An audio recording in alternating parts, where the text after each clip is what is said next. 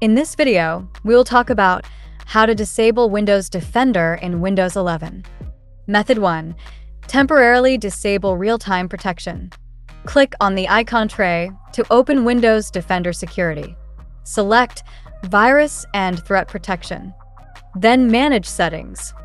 Here, toggle off real-time protection and other protections showing up in here.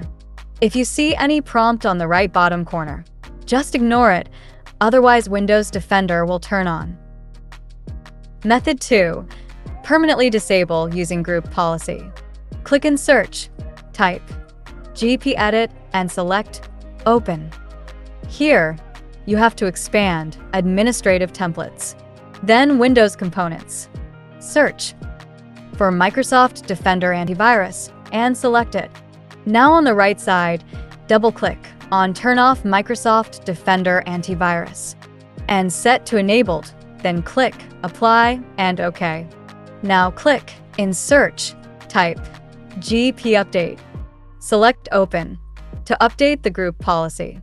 After updating the group policy, click on Windows icon and restart your PC. So that's how you can disable Windows Defender in Windows 11. See you in the next video.